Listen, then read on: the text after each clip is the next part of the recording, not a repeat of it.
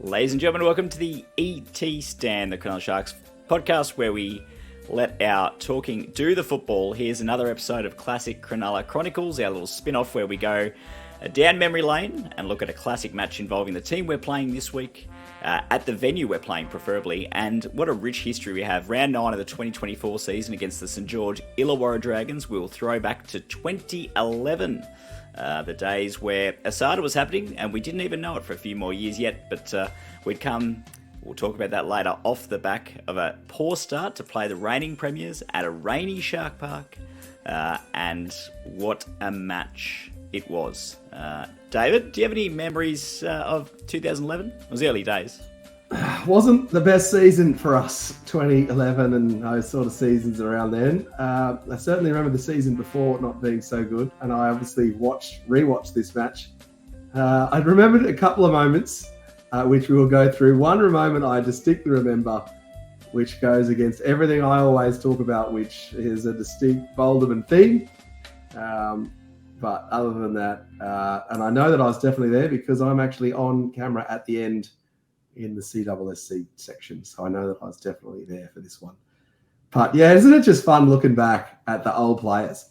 And so I think, it's particularly warming for me. And I love seeing the old matches where Johnny Manor was in the team, for example. I think that's just really he's such a beautiful human and such a sad thing that happened. So it's always nice any reason to go back and watch a match with Johnny Manor in it is always a good thing. So.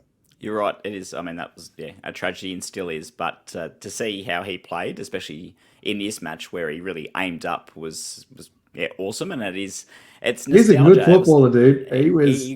His brother was too. And he was just always smiling too, wasn't he? Yeah. He was just always kind of happy.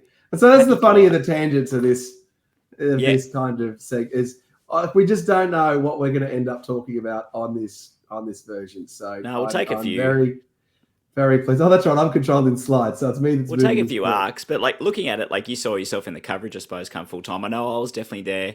I remember distinctly, actually, I'd finished a night shift in Canberra, and it was pouring with rain, classic Shark Park, but also right the way up the eastern seaboard. And I was like, it's a long drive in the rain, but it's round 2, but first home game, let's do it. I remember attending the game the week before with you in Canberra and others too, and we had a large evening after what was a horrific loss. We'll see shortly. But was that the baseball?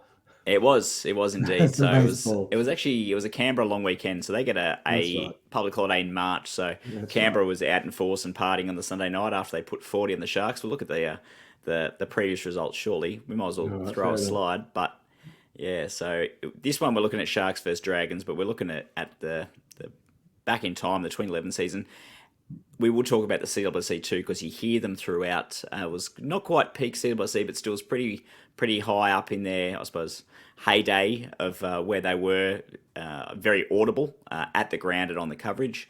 You had Bubbles with the trumpet. And Bubbles was unmissable. Yeah, and there was so this was round 2. It has parallels to this year too, in that the Sharks were very much outside favourites. The Dragons were red hot. We'll have a look at a bit of their form, I suppose, if you go to the next slide. So only one match into this season, so the Sharks sitting 16th after giving up a 40 points to 12 loss in Canberra, where Paul Aton got sent off late for a headbutt. We opened the scoring and then quickly got trounced. Blake Ferguson's first match for the Raiders after he left the Sharks, while the Dragons were the reigning premiers. So we'll have a quick look at the recent form. It's a bit difficult to have a look at, given you got the World Club Challenge in there and trials and the like. So we'll only include the first grade matches, but the Sharks had a very ordinary 2010 season too. So there wasn't much hope. 2011, it started bleakly as well. So there was only 12,000 people there, which for a derby, that's a very small crowd. And the 2010 team had Trent Barrett in it, didn't it? It did. So Trent Barrett had departed. So the halves looked weak. Goodness, that match against the Panthers, we just got soundly smashed. Yeah, so that was Nathan Gardner scored a length of field try in that one too, which is more easily forgotten, but it was similar to his Roosters try. So he was showing something. But that one, the Panthers, they finished very high up the table in 2010 and bowed out of the finals while we were way down the ladder. We finished 14th. The Dragons, obviously premiers, maybe an asterisk next to it, given that Melbourne, yes, they were convicted salary cap cheats, but it did open the path for the Dragons to go through and trounce the Roosters in the grand final. Unfortunately, I was there that day in the members area through some connections. They're on fire, the Dragons. They were the Dragons in that final series. That West Tigers team from 2010, that was a red hot bloody Tigers team too, weren't they?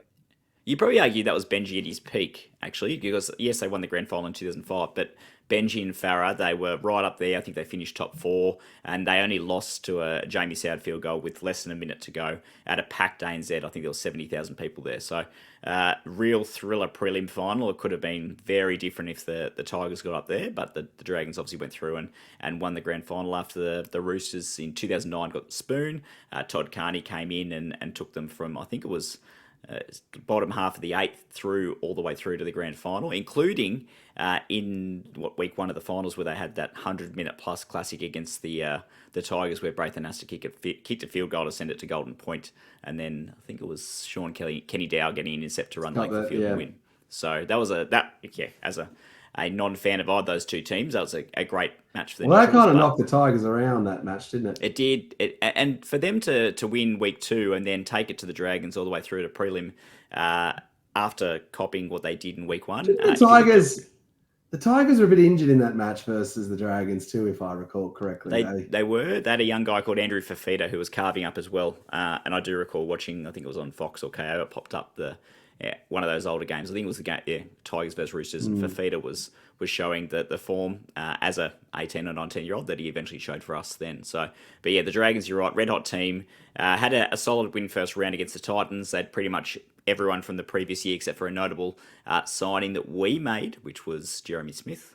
But ours, you look at, we got pumped by the Panthers.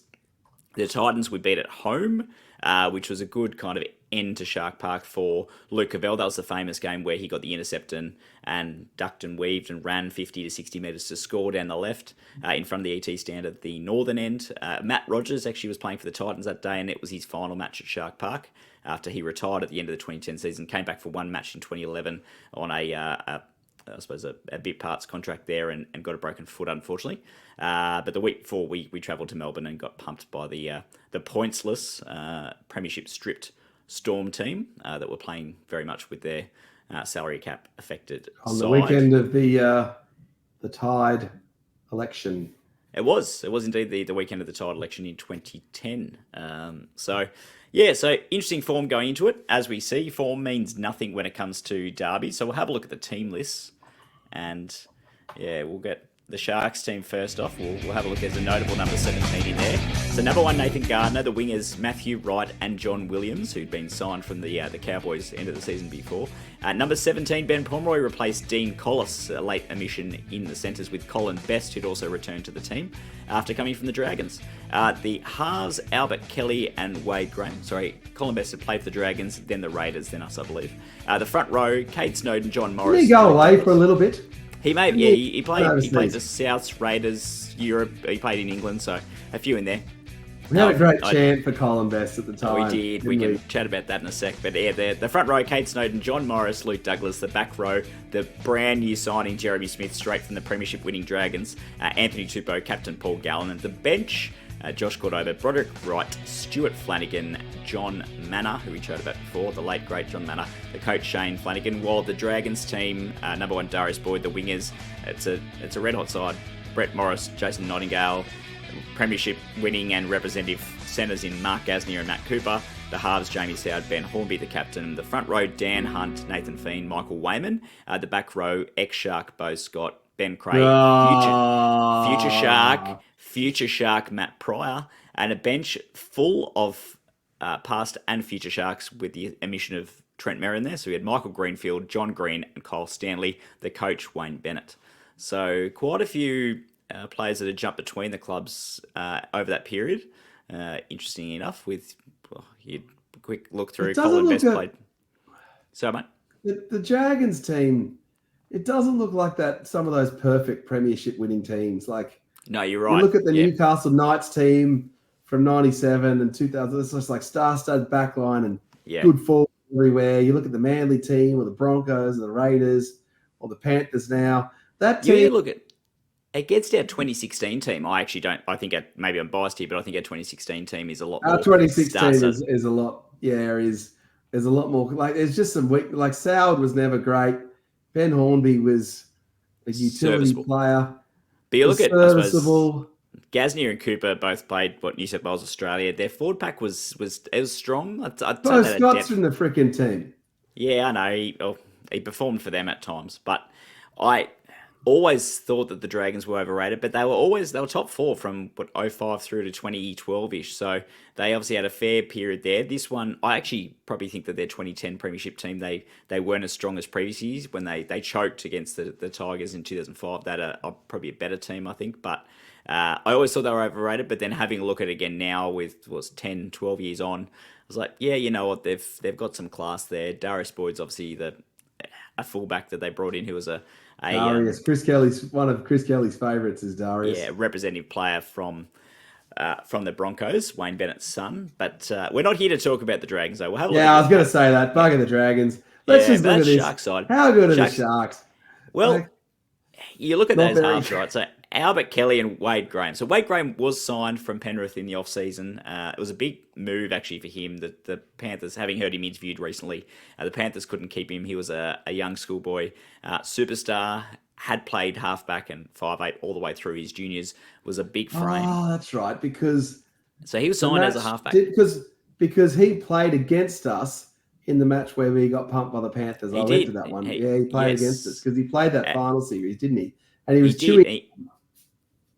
he looked good, and we were liking the look of him. We're like, oh, he's a good signing. So, we see him have a prominent kicking game in this one. While Albert Kelly was his second year with the club, he had a Ricky Stewart, an injury-affected 2010. But he started 2011 looking pretty good, pretty solid. He had a lot of good footwork here. And in the following weeks after this match, I remember he really hit his straps as a good running 5'8". And then I think he had another injury again, which kind of cruelled his time. Maybe a few off-field indiscretions as well.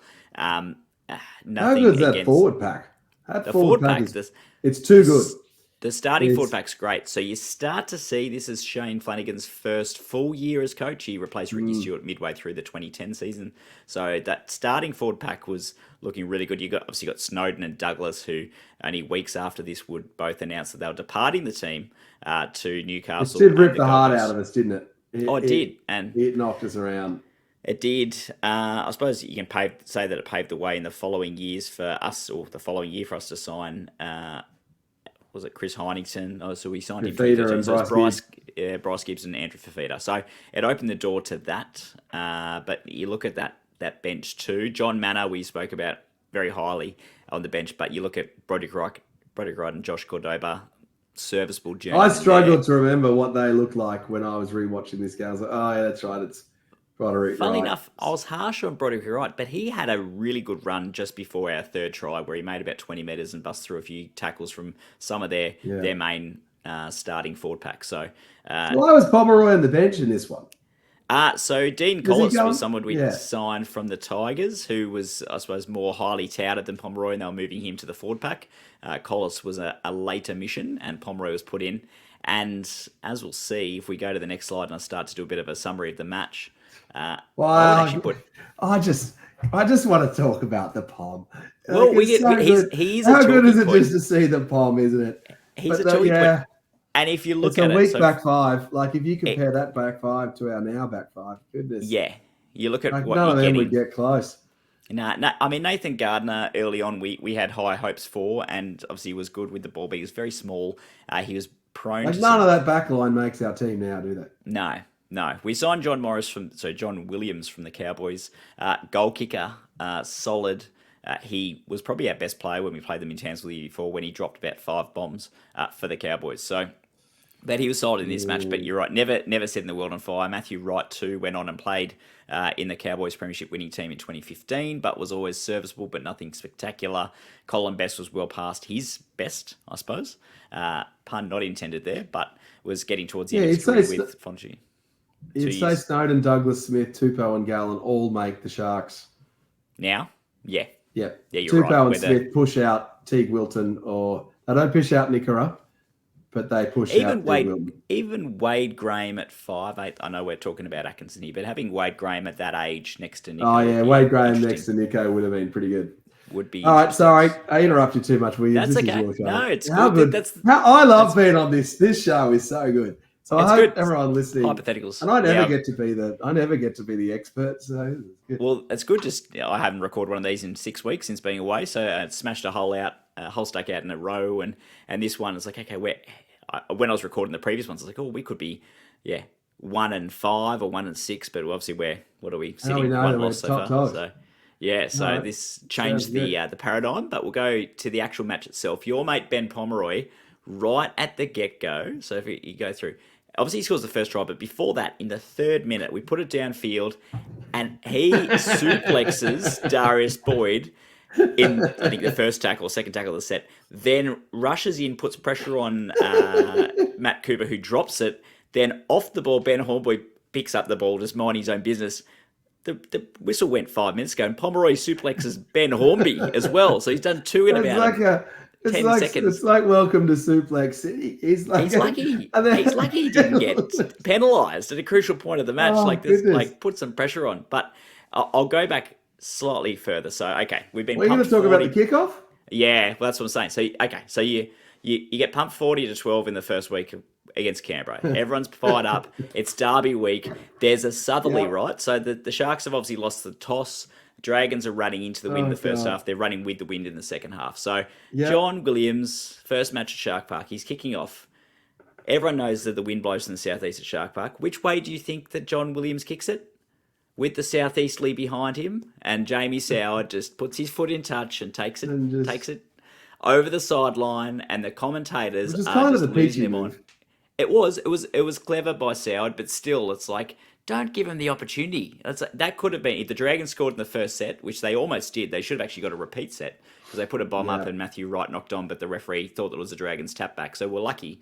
But if the Dragons scored first, it could have been floodgates the other way. But anyway, the Sharks held on. And, there's another thing that I noticed before the first try, actually, Williams, there was a penalty against John Morris that was a clear, chicken wing wrestle penalty. Did you pick that one up? Yeah, I did. And there was a bit of that going on, and it was before they started to really clamp. Well, they had been clamping down the Storm in, 2008, because that's where Cameron Smith copped his suspension. But a lot of that stuff was getting away with two referees. But it was like the chicken wingy one. I don't think they had the... They didn't have Maybe they hadn't classified that one yet. They had because Smith got done for the... What was the headlock one that he does? Oh, was that the grapple tackle? It was just a classic basic grapple tackle. Yeah. Whereas, that one was Bob Backlund style, the chicken wing. So, the Sharks are all into the wrestling, weren't they? All right, cool. Pomeroy. So, anyway, the CWC would have been going pop, pop, pop, pop, pop, pop. They were. You could hear the crowd were right into it. There was only 12,000, but the Sharks, despite kicking it out on the full early, actually had some pretty good sets. They were getting into their kicks, putting the Dragons under pressure, gave away a couple of cheap penalties early on, but then finally got a chance to get down there. And then it was actually Johnny Morris who was at first receiver with Wade Graham passing it, who put a crossfield kick for, was his name, John Williams, to go up and bat it back. And Pom juggled it, and we all thought, oh no, here we go. So time stood still, and then he caught it and put it down in the right corner. And the Sharks opened the scoring. 14 minutes gone. Sharks 4, Dragons 0. So Pom did his best to butcher it, as Pom loves to do, but he did regather and score. So good start. And then after points, we had a few good sets too. And we were really, it was in wind and rain, so we were playing possession football, but there was a lot more intensity. We were getting up and hitting, and the commentators were commenting really on how this had been missing from the Sharks for a while, and there looked like there was a lot of, I suppose, intent and aggression in there in this side. So that was the difference from the previous week, and it basically saw us take it to the Dragons. Rolling forward, it was a bit of a back and forward, or not really back and forward first half, but the Dragons had a few opportunities. We actually repelled them quite a few times. Dragons had quite a few dropouts, and then in the 39th minute or 38th minute, the Dragons had a try disallowed. Yep. And then we went back downfield. So what was it? And then we got a penalty. I know. I remember this incident. I've got the exact details on my phone, so I'll just get I clearly remember this incident. There was plenty of high shots, actually. So just immediately prior to that, Soward kicked a 40-20. Dragons were on the attack. Brett Morris went at the touch right in front of the CWC, which looked like it would have been a try. But they didn't even go the video ref. He put his foot on the touch line, and the touchy put his flag up, and the referee backed him. Anthony Tupou, lost the ball in a two-man tackle in goal, which the Dragons claim was a try. It was a legal two-man strip, which gave us a penalty after 38 minutes, get us out of jail, put us downfield. Then Gallen kicked on the fourth and was taken out off the ball about 38 metres out. Sharks had a penalty. 38 out, breeze just off to the left. Just play it, just calm down, guys. There was a bit of lip from, I think it was Jamie Soward. The referee marched them 10, so 28 out. It's right on half-time. Referee blows a whistle. How many seconds till half-time, Williams? It was about 40 seconds. 40 seconds to half-time. What do you do? You know that I say you should almost always take the two. Well, I would say there was the coaching staff, 16 other Sharks players, so 12 on the field, 4 on the bench, all doing these ones, except for the guy with the ball. Sorry, I've got it. Oh, here we go. Oh, thank you. I've got a little visitor here. Sorry, guys, I've got a sick kid at home with me, so juggling. Thanks, mate. No, because we're recording this live, we don't have the chance. Well, I'm just going to tell you, so I distinctly remember that moment and thinking, Nathan Gardner, you complete moron. And so I remember just thinking, absolutely, I was just like, what are you doing? Like, why? Why are you doing this? So he took the tap, and I think Gallen was standing next to him screaming, but the rest of the team had to just go with him. So he took the tap, had a bit of a step and weave, and got tackled about 20 out. Next play was a nice little got 2 off the ruck, and then Albert Kelly with a bit of footwork turns it inside. Tupou beats 2 defenders, and then somehow miraculously gets across the line and puts it down. So there you go. There was a great moment. One time out of 100. Yeah. There was wasn't there also the moment in the, well, do you want to look after Asher for a second, and I'll just talk about this for a second? Yeah, go for it. There was also a moment in the, there was also a moment in the first half where Nathan Gardner actually retrieves the ball at the in-goal line and is going to be tackled in goal for all money. And it's still a live play when he's kind of being tackled. And then he kind of jigs around one guy, jigs around another, and then kind of gets himself in a bit of trouble and kind of actually gets out. And then actually they blow it back for him being on the dead ball line. So, yeah, Nathan Gardner was, as you said, his elusive best. But, goodness, that decision to not take the 2 points there was very, very fortunate for you, my dear friend Nathan Gardner, wasn't it? Yes, it is. Sorry, just got a bit of a mic gain change there. But, so it was. We got away with it, right? And then suddenly that blew the game wide open to be 10-0 up when it probably should have been in 6. And you probably would say the Sharks probably deserved a bit of a larger lead. So it actually put the game kind of on parity to where it should have been, given the opportunities we had and how we were taking to the Dragons and how we were completing. But yes, that was all the commentators, the crowd. I remember at the time going, "Oh my goodness, what is going on?" And then the sheer pandemonium when Tupou scored. So, we were just going nuts. I believe a lot of us were giving it to you actually. Basically, odds on we would have been all wrong with egg on our face, but on this occasion it worked. So there you go, 10-0. Always take the 2, Williams. Yeah, a notable thing occurred at halftime, which we'll chat about shortly in the talking points. But in the actual match itself, early in the second half, we kicked a penalty goal, 8 minutes in. So Johnny Williams, 30 out right in front to make it 12-0, which was a wise move.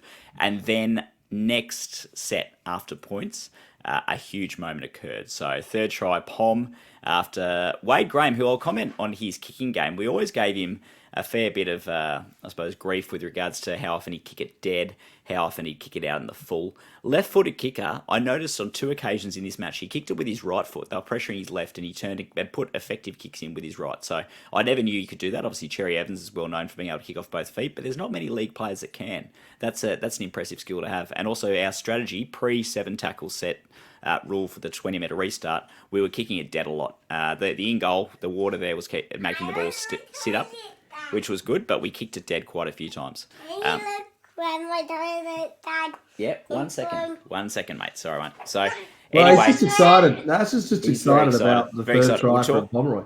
we'll talk about Pomeroy. So Wade Graham puts a huge kick in that should have been taken, regulation kick from about 30 out. Should have been taken by Brett Morris on the full in goal. Instead, he bobbled it, and our good friend Benjamin came flying through and ground it, which looked like he'd butchered it early on.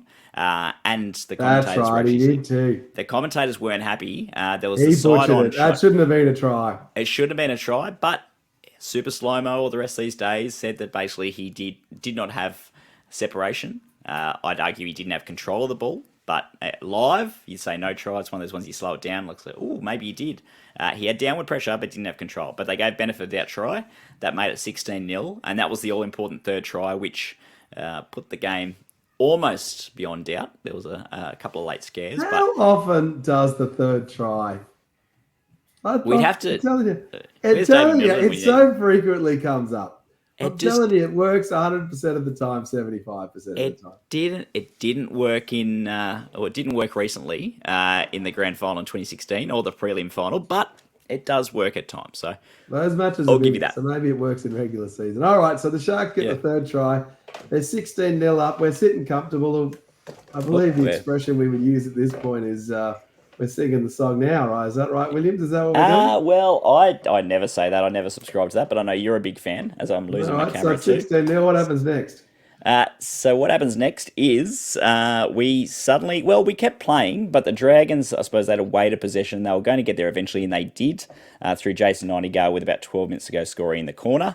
Soward missed the conversion. It was well placed, grubber from about 25 out that caught us napping, and Nightingale came flying through to score to make it 16-4. And then we held them out. We were still playing smart, but they got a pretty fortuitous try late on through Kyle Stanley with a bit of a ricochet through, and then he picked up and scored to give us a bit of a heart attack.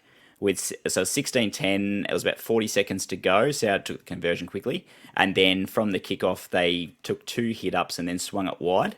And then a loose pass went at the back over the touchline right in front of the CWC. And pandemonium ensued, and the Sharks were off the mark for 2011 with a good win over the Dragons, which was our first win against them since 2008 in that era. So, and we sung the song now. We did. Well, we did sing the song there. So stand by. I'll mute myself while I'll let you bring up the first few.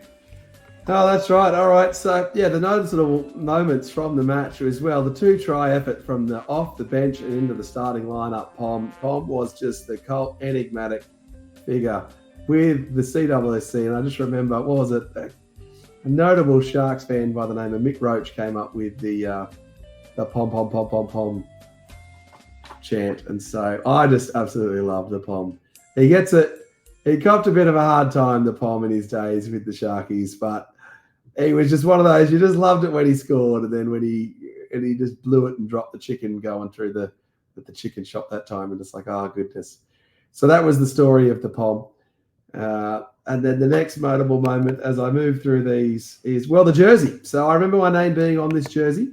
So I think all of us members all of our names on this jersey. I think I own one of these. Was this a Damien Irvine initiative? It was a Damien Irvine initiative, and this was the first time we'd done it. So he came into the chairman position in mid 2009, and this was first of its kind. Really, a lot of clubs have done it since, but it was an early jersey technology where they, I suppose, got all the members on. And I remember Warren Smith giving it a shout out during the coverage, saying that, hey, if you have a look at the jersey, you can see that all the members are on there. Anyone who got in pre-January 2011. Yeah, it's interesting that he called out the date because he knew that some people might be annoyed. Yeah, so a few people missed it. On the jersey. A few people missed it.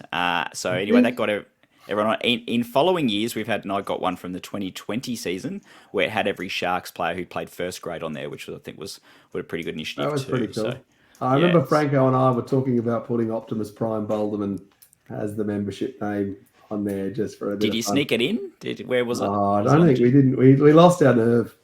Yeah. So it's a fun jersey, but it doesn't look that good as a jersey to wear, that one. No. But look, he tried some cool, fun stuff, Damo. Well, I've been with that wall next to the Monty Porter stand. Oh, that's right. The wall too. which I think everyone's lost their plaques now that donated there. But there were good initiatives. I mean, it was trying times for the club. 2012 was when they would announce that the development had been approved, and then our future was secured there. So, or as it currently stands. But Royal Ford. Thank you. We got a bit of different lighting. So we made reference to it during the actual match itself, but at halftime, there's an urban legend that is true, where the MC, Glenn Wheeler, decided it'd be a good idea. I think he'd had a few sherbets, from what I've heard from an interview with Damien Irvine, and decided to play up Cronulla at halftime. Was up 10-0. We did get a standing ovation going off, but I remember everyone, myself included, blowing up, going, "Oh gosh, we are gone now. Up. We're gone. We just put the mock on it. It is all over." Thankfully, as the story goes, Damien Irvine ran down from his own box to the announcer's box and said, "Turn that expletive off right now," and it did. I don't think it even made it through the first verse, but it stopped. But gosh, I know you joke about singing the song now, but 10-0 up. Oh, I didn't mind that. Like, I think the context, like if you judge it against the time, then you kind of understand the situation. We hadn't sung the song for so long. And we'd been in such a dark kind of losing streak and had lost all those matches in a row. And it was such an epic kind of first half performance. But if we lost, we would have been the biggest laughing stock of all time. We're frequently the biggest laughing stock. That would have taken the cake. I'm not going to taunt Glenn Wheeler. I think I can understand the rationale. On you, Glenn. We love Glenn Wheeler. Good on you, and all the best to you and the family with all the troubles you've gone through. But I mean, I can definitely see. We're all excited. I definitely hear you and feel you. But if it went wrong, we'd never be hearing the end of it. I suppose post premiership you don't care, but pre premiership they were pretty bleak times. But anyway, we got to sing it for real post game, and it played plenty of times. You know what? Listening back to this, Williams, and we've talked about this on the ET stand. It is clear on the up Cronulla in this match at the end of the match. That is the name of the shark fits you. Here's the lyric. It is clearly where it is. Well, I know that there was chat a while ago. Is it hits you? Is it fits you? The original line was actually it's also is it? Yes, and there's also we're believing in you. I haven't heard that one. Is that a new one? I thought it was believe. But I don't know. I think it should be. The original line was, "We're all depending on you," and I suppose that's probably putting a fair bit of pressure on a team that has not had much success. But E.T. was interviewed on Sterlo, the Fox show back in 2016, and Sterlo actually asked him and said, there's some discussion over what the line actually means, and E.T. said the name of the Sharks fits you. So I think we can agree. If E.T. thinks it fits you, then that's correct. What do they used to have? They used to have the words come up on the big screen. What did that say? They don't do that anymore. So what? I know you guys were talking about it a few weeks ago when I wasn't here, but what does that? I'd have to. They don't have it on the screen anymore. But I remember when they started playing it, they used to have them on the screen. That was the bouncing ball and everything. But that was a Peter Gow initiative, putting the words up on the screen. Legendary. He was good, Peter Gow. We talk about him a lot. All right, so we sung up Cronulla, or half of that, and talk us through that set, will you? Sorry, I'm the host. I'm acting like the host. I'm not the host. No, you've had to, and we get how much. For those on Spotify listening, poor Matty Williams has a sick child at home, and so Asher has just decided to take over his podcast set. So we're looking good for the first 20 minutes or so, and then we are live TV on delay. And Baldo's calling in from New York at 11 p.m. their time, so we've had to do some juggling. But that set, so here we are. We'll bring it up. So it happened in the 63rd minute, and it actually started with a bit of a loose offload from Anthony Tupou that went to ground straight away. Dan Hunt was tackled on the Dragons 30-metre line. After that, it was a feeding frenzy, and as I believe Warren Smith said, so tackle 2, Snowden and Tupou on Cole Stanley, just shot out of line and fired him back, or drove him back. Tackle 3, there was an inside ball to Gaznia, who was absolutely poleaxed by Snowden again, who was a man-possessed. Tackle 4, Jeremy Smith and Paul Gallen flew out of the line. That was just so good. Everyone was just coming up, kind of like that Roosters team in 2002 that just fly up in the line, but this was in just a huge wall just coming up and hitting. So hit Dan Hunt again, turning him to Burley, according to Warren Smith. Tackle 5, Michael Greenfield actually made a little bit of ground.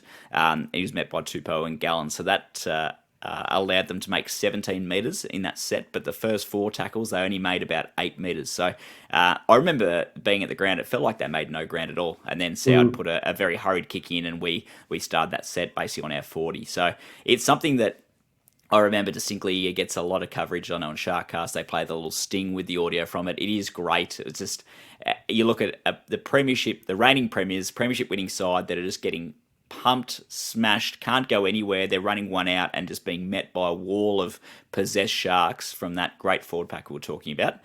It was a definite highlight, and that we were still 16-0 up at that stage, and that really set the tone after the Dragons had kind of turned the tide a bit and were kind of winning the. What was that? The 66th minute. It was the 63rd minute. So the Dragons would and then 5 minutes later, the Dragons scored, and then they scored again. They did, but if you look at the Dragons had actually, they're kind of starting to win the field position battle. And if they got a try with about 15 to go, they're definitely in the hunt. They got a try with about 11 to go, and it's, big difference. Yeah. A couple of extra sets makes a big difference. It just showed the commitment, right? And they were saying the previous week that we'd thrown the towel in, put the cue in the rack against the Raiders, where this one they were going right till full time, which was what we needed. So.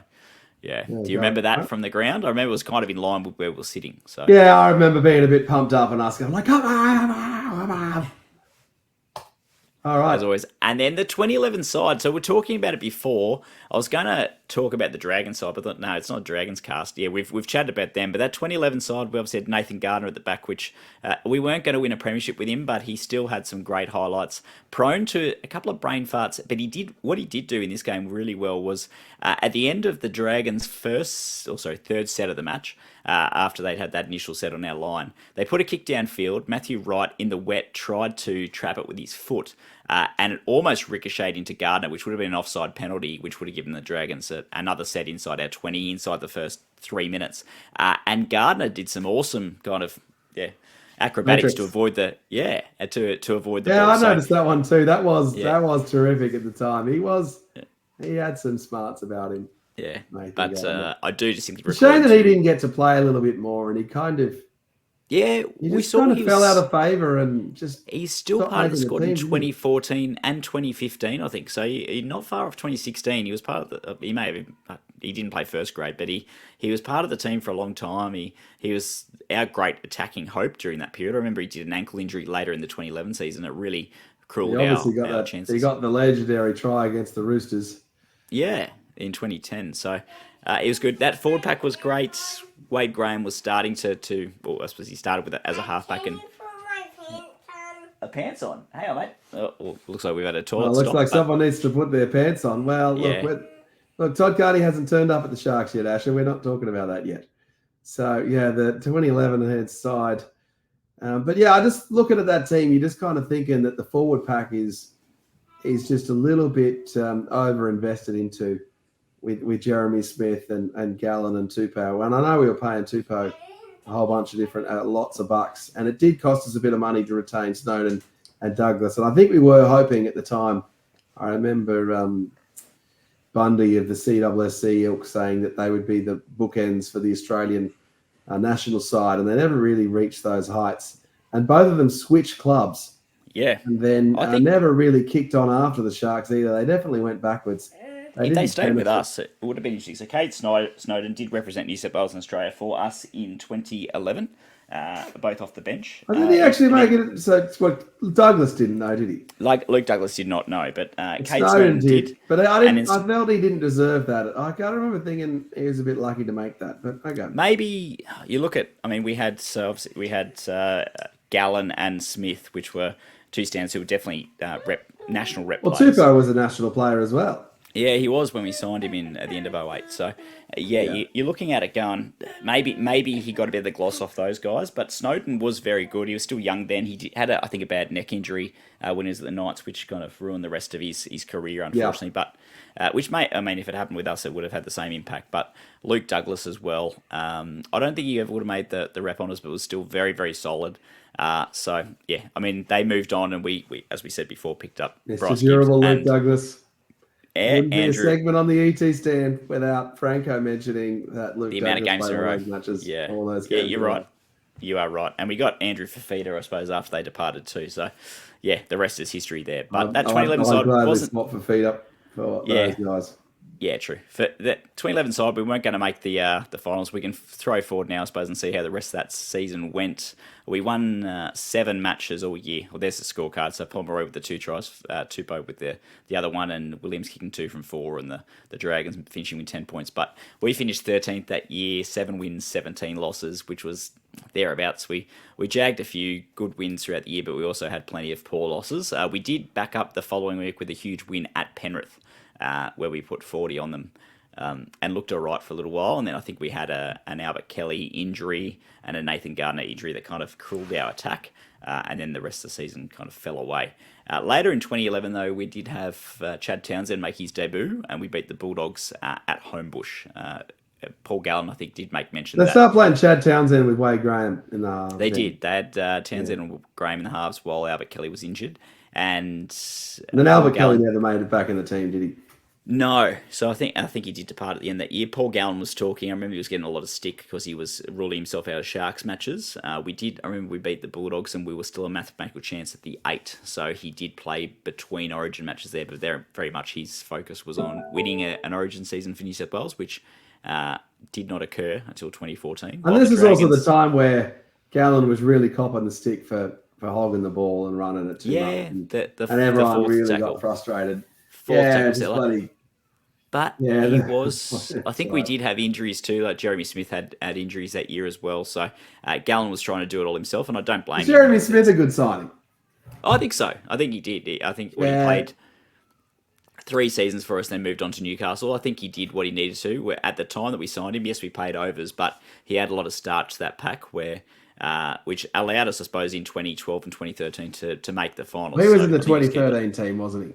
Yeah, so he was, and actually he scored a try against Melbourne in 2012 that got us a win at Shark Park, the first time we beat them since 2008. That's right, he was man of the match there. That was the game that I think Billy Slater got sin bin. So for a professional foul, which could have been probably should have been a penalty try, but they didn't give it in the end. So Sharks don't get penalty tries, Williams. You should know that.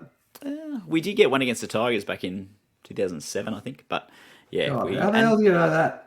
I just remember being there. Someone in the comments tell us if that's actually true. It's legit. I think it was Greg Bird actually, and I remember us being at Canberra. Yeah, it was Greg Bird. It was. And it came up because I remember it was right in front of where we were. We're blowing up, and then I remember seeing it because I remember them talk like the old video ref scoreboards where it had the little green and red lights.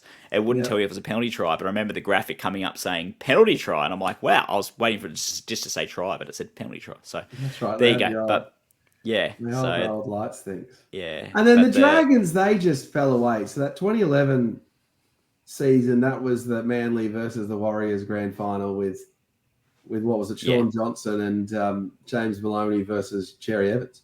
Yeah, correct. That was it. So the Warriors, I suppose, came of age that year, and they upset the Tigers in week 2 of the finals, and they upset the massive upset against the Storm in Melbourne in week 3 to make the grand final. And they had a bit of an opportunity against Manly midway through the second half. I thought they brought it back to within 6, and then Manly got away with it. They were a little bit in it. Poor old Warriors, they can just 60th minute, they're always in those grand finals. So hearing both James Maloney and Sean Johnson both interviewed there. Maloney was mid-20s. He was a bit of a later bloomer, but Sean Johnson, I think, was 19. And he really is thinking, this is going to happen every year. And obviously it didn't. He's not been back to one.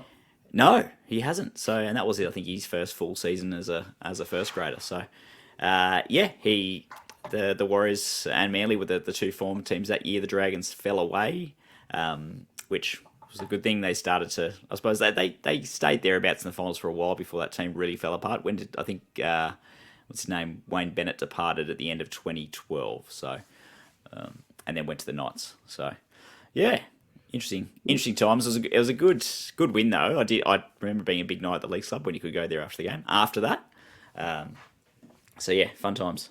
Despite that, I don't remember what I did after that match and whether I went to the Leagues Club or not. Not sure. It was a Monday night, so it might have been being a school. No, Monday night. I think I would have been straight back home. Yeah, so I think I was working for Don Burke back then. Williams was around that different time. Times. Different times indeed. Well, it's so good fun. Yeah. Well, thanks everyone for your patience while I was doing some parenting, and thank you, Baldo, for taking over there where you need to and muting me as pleasure. The audio will be an interesting listen. So what have we got next week?